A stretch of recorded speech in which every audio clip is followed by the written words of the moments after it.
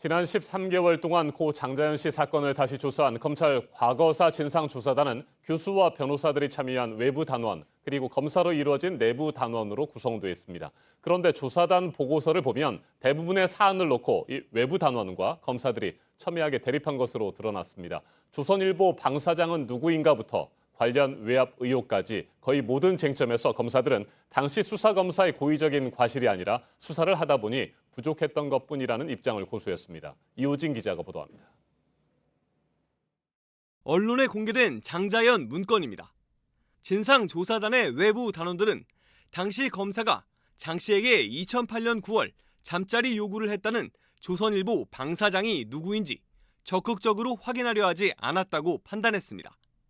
특히 가능성이 높은 코리아나 호텔 방용훈 사장에 대한 수사는 전혀 진행하지 않았다고 지적했습니다. 직무유기에 해당할 정도의 심각한 수사 미진이라고 봤습니다. 하지만 조사단 내 검사들은 직무유기에 해당할 정도의 고의성은 입증되지 않았다고 반박했습니다. 2008년 9월 장자연이 실제 방용훈 사장을 만났다는 아무런 자료가 없어 방 사장을 방용훈 사장이라고 단정할 수 없다는 겁니다. 방정우 전 TV조선 대표와 장자연 씨가 개인적으로 만난 것으로 볼 수 있다는 판단에 대해서도 의견은 대립됐습니다.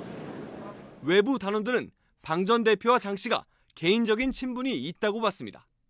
하지만 내부 단원인 검사들은 두 사람이 만난 시기들을 구체적으로 특정할 수 없다며 반대 의견을 표했습니다.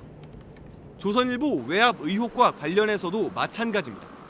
경찰이 장 씨와 방 전 대표 간의 통화 내역을 삭제했을 가능성이 크다는 조사단 판단에 검사들은 누가 어떤 번호를 어떻게 뺐다는 것인지 알 수 없으므로 반대한다고 밝혔습니다. 당시 수사기관이 디지털 압수물을 누락한 배경에 대해서도 내부 검사들은 업무를 소홀히 한 것뿐이라는 의견을 제시했습니다. JTBC 이호진입니다.